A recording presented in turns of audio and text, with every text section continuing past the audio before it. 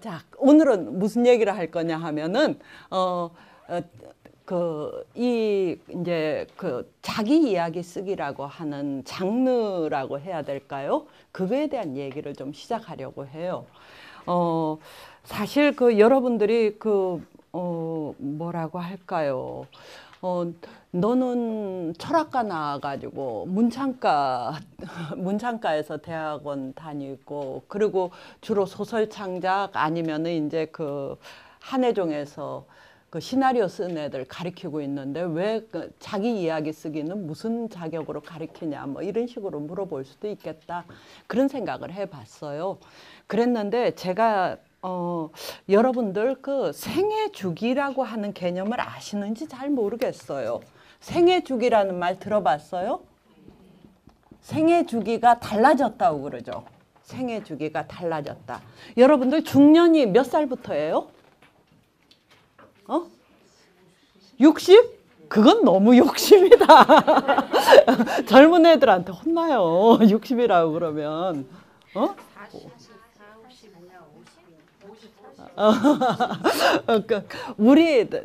제가 올해 환갑잔치를 했는데 1월 달에 환갑잔치를 했는데 우리 젊었을 때는 중년 하면은 30살이었어요.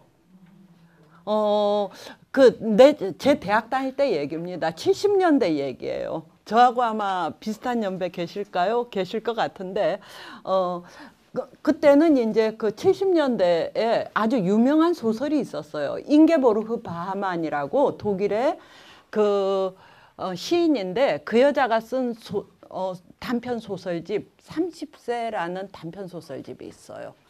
저는 40세라는 단편 소설집을 썼지만 그 사람은 30세라는 단편 소설을 썼는데 그 소설 첫머리가 이래요. 아무도 그를 늙었다고는 하지 않겠지만 그렇다고 더 이상 젊다고도 하지 않을 것이다. 이제 30살 생일이 된 주인공이 30살 생일에 눈 탁 뜨면서 생각하는 거 뭐 이런 것들이 이제 그 소설의 핵심이에요. 그러니까 아무도 늙었다고도 하지 않겠지만 젊었다고도 하지 못하는 그 나이 30살이라는 거죠. 그래서 그거 읽고서 대학에 들어가서 읽었습니다. 대학 들어가서 그거 읽고서 와, 정말 맞는 말이야. 이게 중년이야. 그래서 30살을 중년이라고 했습니다. 그때는 결혼 정년기가 26살이었어요. 그러니까 지금 같으면 그렇게 어린애를 왜 시집 보내 뭐 이런 소리 나오는데 그렇습니다. 그런데 얼마 전에 어떤 아이가 나이가 38이에요. 그래서 내가 무슨 얘기하다. 야, 너도 청년도 아니고 이제 중년이 된 애가 뭐 그렇게 튕기냐 뭐 이런 식으로 얘기를 했더니 자기는 청년이라고 왜 중년이냐고 막 아우성을 치더라고요. 그래서 걔한테 물어봤어요. 그러면 동념상 중년이 몇 살부터냐? 그렇게 얘기를 했더니 40은 돼야 되지 않겠습니까? 그렇게 얘기를 하더라고요. 요즘은 40에서 40세에서 60까지가 대체로 중년기인 것 같아요. 그리고 이제 60 넘어가면은 이제 노년하지만은 노년이라고 하기엔 요즘 약간 억울해하는 느낌이 좀 있습니다. 이 중년이라고 하는 게 나는 나만 위기를 겪었다고 생각했는데 요즘 이렇게 힘들어가지고 전화하는 예전에 가르쳤던 사람들 가끔 전화를 받게 되는데 보면은 중년의 위기라고 하는 게 확실히 심각하구나 하는 것을 참 많이 느끼게 돼요. 제가 이제 이 자기 이야기 쓰기를 왜 가르치기 시작했는가 하는 얘기서부터 시작을 해야 되는데 저는 30살이 중년일 거라고 생각했는데 막상 내가 중년의 위기를 느꼈던 게 한 35쯤이었던 것 같아요. 정말 정확하게 35이었던 것 같습니다. 근데 이제 중년의 위기를 다른 사람들보다 약간 저는 뭘 겪어도 좀 유별나게 겪어요. 엄살이 심한 거죠. 그래가지고서는 정말로 여러분들도 그런 심정이 돼본 적이 있는지 모르겠는데 정말로 세상 살 맛이 안 나는 때가 있어요. 근데 이유가 없어요. 그냥 권태롭고 무료하고 무의미한 것 같고 더 이상 의미도 없는 것 같고 야, 이렇게 계속 살아야 되나 막 이런 생각도 들고 뭐 그렇다고 딱히 뭐는 아닌데 뭐 그런 전화들을 하는 거 보면 아 비슷하구나 그런 생각이 드는데 제가 35살 무렵에 그런 느낌이 찾아왔었어요. 근데 이제 거기에 엎친 데 덮친 격으로 좀 뭐 정치적으로도 상당히 내가 원하는 대로 이게 안 됐어요. 그 내가 난 정말 그 소리 하면 사람들이 다 날 비웃는데 YS가 대통령 된 걸 나는 받아들일 수가 없었습니다. 지금 생각하면 참 바보 같은 데였는데 그때는 너무너무 화가 났어요. 저렇게 거짓말을 하는데 어떻게 뽑을 수가 있어. 요즘 제가 흥분하고 있는 부분도 그겁니다. 그런데다가 또 연애도 잘 안 됐어요. 연애도 잘 안 되고. 근데 정말 그러니까 이제 저 같은 아주 극단적인 요즘은 아닙니다. 극단적인 사람은 뭐냐 하면 아 죽어야 되겠다 이런 생각이 드는 거예요. 더 이상 살 가치가 없다. 아 사는 거 정말 지겨워서 못 살겠다. 그래가지고서는 저는 또 생각나면 실행을 합니다. 그래서 실행을 했어요. 실행을 했는데 여러분들 그 혹시 딴 마음 먹으신 분이 있는지 모르겠는데 이런 소리 하면 맞아 죽을까? 이 세상에서 제일 하지 말아야 될 게 자살해서 실패하는 겁니다. 정말 쪽팔려요. 그래가지고서는 문단에 한 2년 가까이 나가지를 못했습니다. 너무 창피해가지고서. 그래가지고서는 집에서는 너무 놀래가지고서 나를 갖다 정신병원에다가 이제 딱 입원을 시킨 겁니다. 입원을 시키고 뭐 어쩌고저쩌고 그런 했는데 한 달쯤 정신병원에 있어 보니까 정말 있을 곳이 못 돼요.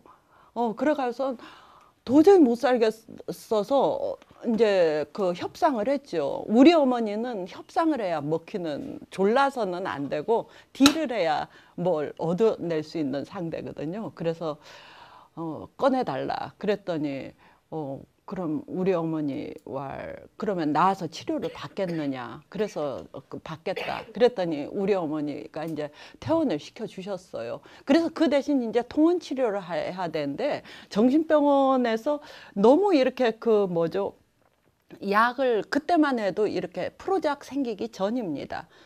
나 퇴원하고 난 뒤에 프로작이 나왔어요. 프로작 나오기 전에 정신과 약물들이 부작용들이 되게 심했어요. 그래가지고 정신병원에서 주는 약을 먹고 한 달쯤 지나니까 아 정말 안 미치던 사람도 미칠 것 같았어요. 느낌이 그랬습니다.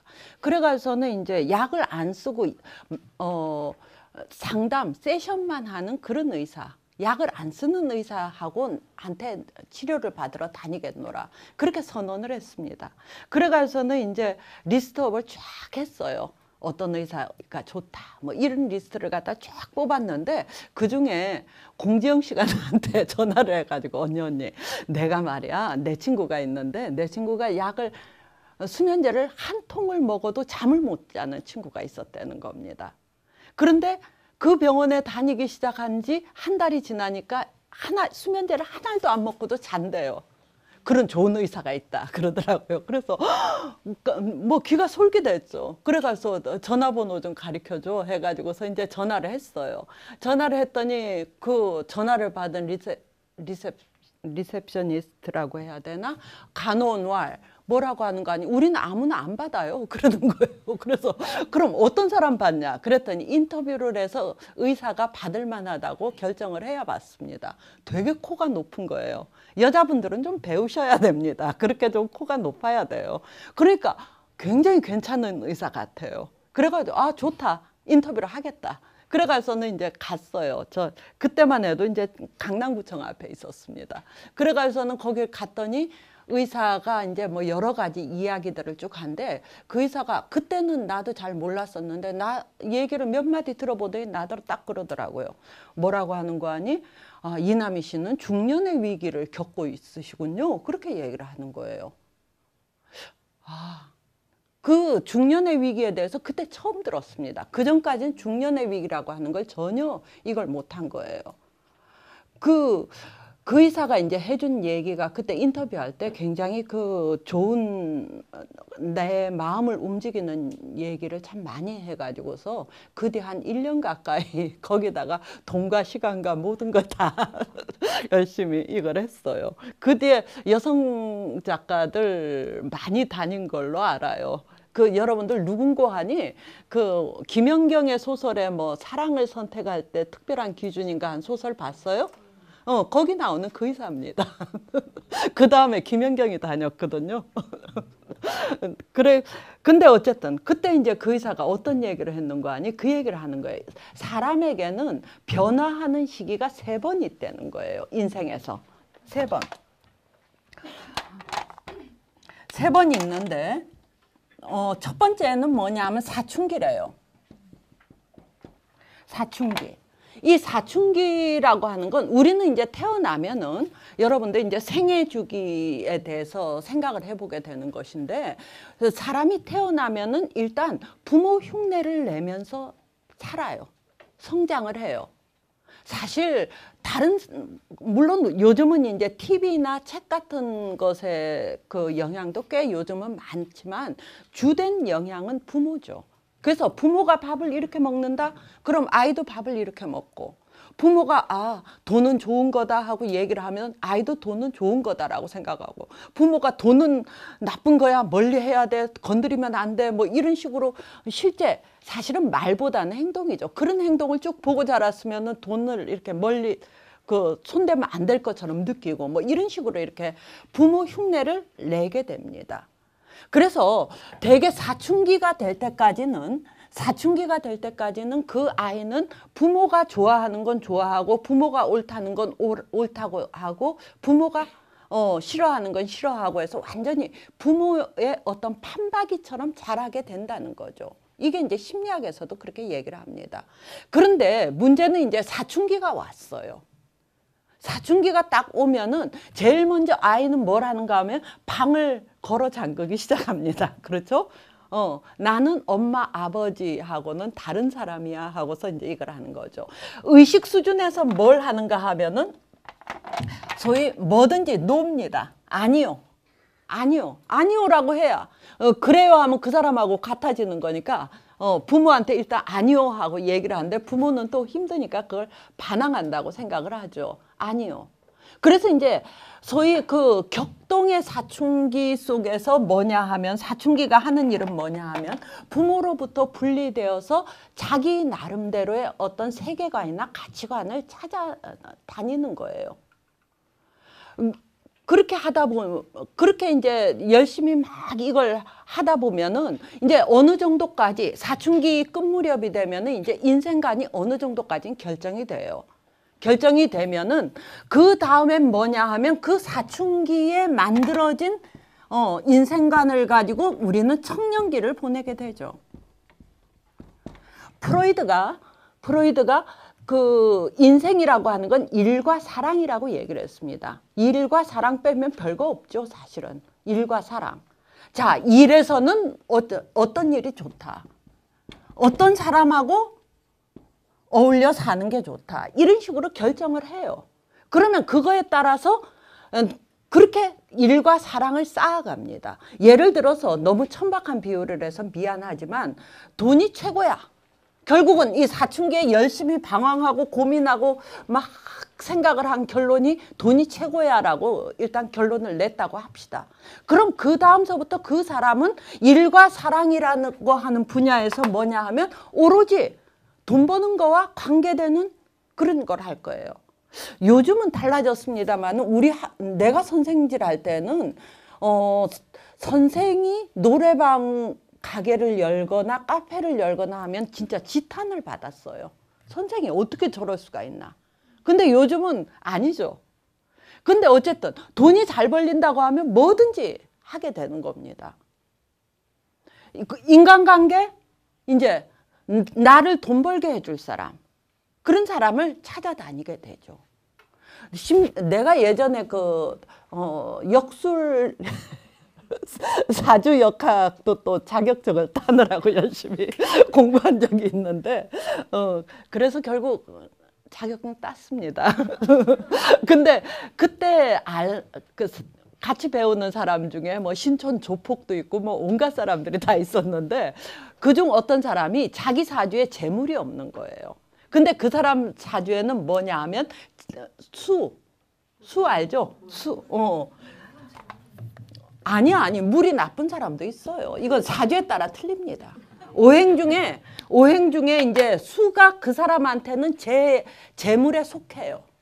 근데 그 사람 사주에 수가 없는 겁니다. 그러니까 이 사람이 여자를 볼 때 인물 안 봐요. 학벌 안 봐요. 집안 안 봐요. 성격 안 봐요. 오로지 수가 있냐. 지금 빌딩 2채 가지고 있어요. 강남에서. 결국 수가 있는 여자 찾아서 결혼을 했습니다. 그런 식으로 돈이 최고야 하게 되면은 배우자를 구하는 데 있어서도 나를 돈 벌게 해줄 사람. 뭐 이런 식으로 이걸 합니다. 물론 자식은 조금 다를 것 같지만 어쨌든 자식하고 관계에 있어도 되도록이면 돈을 이렇게 한 사람. 그 다음에 친구 관계 오로지 돈. 이런 식으로 막 이걸 하게 되죠. 일과 사랑 전부 다 그렇게 됩니다. 이렇게 해서 열심히 살아요. 청년기에 열심히 살아요. 그래가지고 일정 수준까지 이제 우리가 청년기가 지나서 소위 이제 중년기에 이르를 때쯤 되면 어느 정도까지는 사회적 지위도 확보가 되고 재산도 뭐 아주 그 운수가 나쁜 경우가 아니라면 어느 정도 재산도 좀 갖게 되고 사회적으로도 뭐 일정 직급 이상 올라가게 되거나 아니면 가정도 이렇게 이루고 해서 뭔가 다 되고 있어요. 그런데 이제 그때가 되면 이제 중년기가 오는데 이때 그 사람 얘기에 의하면은 이게 이제 제2의 변화기가 온다는 거죠. 뭔가 이것만으로는 부족하지 않은가 하는 생각이 들기 시작한다는 겁니다. 그리고 우리 어머니 표현에 따르면 배지가 불러가지고 딴 생각을 하는 그런 시기인 거죠. 그래서 뭐가 아닌 것 같은데 딱히 뭐라고 얘기하기는 어렵고 그러다 보니까 이제 드라마 같은 거 보면은 야 내가 마누라를 잘못 택해가지고 사랑하지도 않는데 결혼을 해가지고서 뭔가 내가 지금 사랑 결핍증인지도 몰라. 그래서 이제 나가서 혼외정사를 도모합니다. 또 이런 경우도 있어요. 내게 맞지 않는 직업을 내가 부모의 강요에 의해서 어거지로 해왔는지도 몰라. 내가 이 일이 정말 점점 실증이 나는 거 보니까 이게 내 적성이 아니야. 그래가지고 멀쩡하게 다니던 직장 때려치우는 사람들이 있어요. 또 여자들 경우에 이제 남자보다는 훨씬 더 선택지가 좁으니까 요즘은 조금 나아졌습니다만 선택지가 좁으니까 그냥 막연히 더 이상 다른 걸 선택할 엄두를 못 내니까 주부 우울증에 쭉 빠져드는 거예요. 그래가지고 뭐 그게 너무 심하면 베란다에서 뛰어내리기도 하고 뭐 이런 일들이 막 생겨나는 겁니다. 이게 이제 중년기라는 거예요. 말하자면 여지껏 청년기에 열심히 사춘기에 만들어진 그 인생관을 가지고 열심히 살아왔는데 그거 가지고는 더 이상 인생이 충분히 채워진다는 느낌이 안 드는 시기가 온다는 겁니다. 그랬을 때 중년기는 제2의 변화기로서 새로운 변화를 도모해야 되는데 문제는 이제 우리 어머니 세대만 해도 뭐 60이었습니다. 60 정도가 이거니까 사실은 중년기가 그렇게 중하지 않으니까 중년기에 뭔가 공허감을 느낀다. 세상 사는 게 무의미해지는 것 같다. 인생이 무슨 뜻인지 모르겠다. 이런 소리 하면 이제 배지가 불러서 이렇게 얘기를 하게 되는 중년기의 변화를 변화기로서 인정치 않는 그런 문화인 거죠. 그런데 문제는 이 사춘기 때의 변화는 막 교과서에도 실려요. 제2의 탄생이야. 정신적인 새로운 출구를 도모하는 때야. 이때 많이 방황을 해서 새로운 인생관을 찾아야 돼 하고 교과서에까지 실려 있으니까 이 사춘기 때 방황하는 것은 그렇게까지 죄악시하지 않습니다. 근데 중년기 때 뭔가 새로운 인생관을 좀 찾아야 되지 않을까. 인생의 의미를 난 찾고 싶어. 이렇게 얘기하면은 아직도 많은 사람들은 뭔가 잘못됐다. 저 사람 정신 상태가 좀 문제가 있는 거 아닐까. 아니면 너무 나이브한가. 뭐 이런 식으로 반응을 일으키게 된다는 거죠. 특히 이제 내가 그 90년대에 그렇게 막 병원에도 들락날락 하던 그 시절에는 대단했어요. 완전히 뭐 진짜 창피해서 밖에 나가지를 못할 정도로 그때 이제 약 먹고 안 깨어나야 되는데 깨어나가지고서는 그게 너무 창피해서 밖에 나가지를 못할 정도로 그 정도로 중년기에 그게 이거 했다는 겁니다. 근데 이제 문제는 뭐냐면 생애 주기가 상당히 길어졌어요. 우리 어머니 세대는 50에서 60 사이에 많이들 돌아가셨습니다. 나중에 살아남으신 분들은 이제 80세, 90세까지 갔지만은 실제 있어서는 예전에는 50세, 60세, 지금도 사실은 작년에 친구가 죽었어요. 그 전에 뭐 40세 때도 친구가 죽었으니까 같은 이제 동료문인들 중에 같은 나이대 사람들 중에 이제 죽는 사람들이 쭉쭉쭉쭉 나오긴 하는데 그래도 지금은 생애 주기가 매우 길어졌기 때문에 사실 30세나 35세를 갖다가 중년기로 치기에는 그래요. 더군다나 또 우리나라 같이 이제 그 젊은 사람들의 적체가 일자리도 부족하고 또 굉장히 그 공부도 길어졌잖아요. 그렇게 하다 보니까 사실은 이 중년기가 예전하고 달리 이렇게 굉장히 길어진 거예요. 그리고 또 중년 이후에 살아갈 날이 엄청 길어요. 내가 50살 때 그 동창이 전화해가지고 남이야 너 앞으로 30년 더 살아야 돼 이런 전화를 하는 친구가 있었어요. 그러니까 30년씩이나 아주 긴 우리 부모라면 상상도 하지 못할 그런 거 하기 때문에 이 중년기에 그러면은 새롭게 어떻게 인생관을 갖다가 인생의 의미를 어떻게 발견하고 자기 인생을 갖다 어떻게 정립할 것인가 그 생각을 해보는 게 되게 중요한 시기에 도래한 거죠. 그래서 더 이상 과거의 프레임을 가지고 패러다임이라고 하나요? 과거의 패러다임을 가지고 그 패러다임에 맞춰서 살 수 없는 그런 시대가 됐어요. 그래서 이 제1의 변화기 이거는 굉장히 교과서에서도 권장을 하고 사춘기가 되면은 우리는 인생관을 정립해야 됩니다. 뭐 이런 소리 많이들 하잖아요. 근데 그거보다 더 중요해진 것이 바로 이제 요즘인 거예요. 요즘 세대에 들어와서는 이 중년기에 어떻게 새롭게 자기 인생을 갖다가 새롭게 패러다임을 바꾸느냐, 아니면 재정립하느냐, 아니면 점검하느냐, 이것을 하지 않으면은, 그 다음 나머지 인생이 너무너무 힘이 든 거죠. 근데 이제 그게, 그때 내가 90년대 얘기입니다.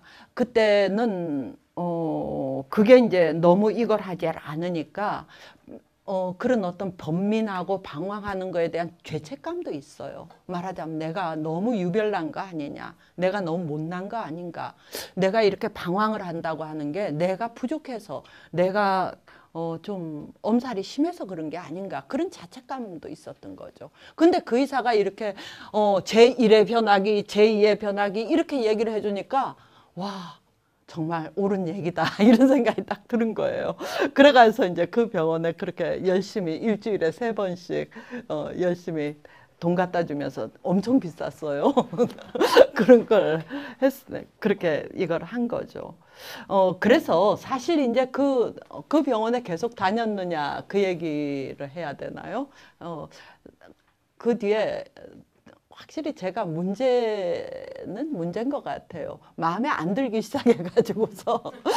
왜냐하면 프로작이라는 신약이 개발이 됐다고 해. 막 뉴스위크지에 어마어마하게 떠들었는데 그 의사한테 프로작을 좀 복용해보고 싶다. 그랬더니 자기는 절대 약물은 안 쓰는 걸 위주로 한다. 절대로 안 된다. 그러더라고요. 그러면 처방해줄 다른 의사 찾으면 되지 해서 이제 그만뒀습니다. 한 1년 반쯤 다니다가. 그러다가 이제 프로작도 복용해보고 뭐 그러면서 그때 이제 그렇게 막 1시간씩 긴 세션을 받고 막 이러는 과정에서 내가 느낀 것 중에 하나가 이런 어떤 자기를 분석해 나가는 과정이 있잖아요. 이런 것이 글쓰기하고 매우 유사하고 또 어떤 면으로는 의사하고 어떤 문답을 통해서 자기 분석을 해 나가는 것보다는 자기가 뭐라고 할까 혼자서 글쓰기를 통해서 자기 분석을 해 나가는 것도 오히려 더 효과적일 수도 있다. 이런 것들을 꽤 많이 느꼈어요. 그랬는데 그때 마침 이제 YMCA에서 그랬나? YWCA에서 그랬나? 글쓰기하고 정신분석하고 되는 그런 강좌 하나 만드실 수 없어요? 하고 부탁을 하더라고요. 그래서 이제 그때서부터 자기 이야기 쓰기, 자서전 쓰기 뭐 이런 식으로 해서 정신분석적 글쓰기를 가르치게 된 겁니다. 그렇게 이제 시작이 된 건데 여러분들은 어떻게 오셨는지는 잘 모르겠는데 어쨌든 쏘리. 또 이거 했다. 제3의 변화기 얘기를 안 해줬군요. 세 번의 변화기가 있다고 했는데 이게 1, 2, 3의 변화기가 있는데 이거는 뭐 중요한 얘기가 아니라서 빼먹었습니다. 제3의 변화기는 사람은 죽을 때 변한대요. 그러고 보면 그 의사 말이 참 맞는다고 느껴진 게 우리 자꾸 이제 옛날 어른들 말씀을 자꾸 상기하게 되는데 아유, 왜 사람이 바뀌냐, 죽을 때가 됐냐 이런 소리 어른들이 참 많이 하셨어요. 나 어릴 때. 근데 이제 죽을 때가 되면은 많이 변한다고 그러는데 이때 변화는 그렇게 중요하지 않대요. 왜냐하면 죽을 테니까. 죽고 나면 이제 얼마 안 된단 말이에요. 여기는 이제 수십 년이 있는 거예요. 이 중년기의 변화에서는. 그렇기 때문에 중년기에 자기를 되돌아보고 다시 한번 인생관을 정립하는 게 더 중요하다. 뭐 이런 식으로 얘기를 했어요.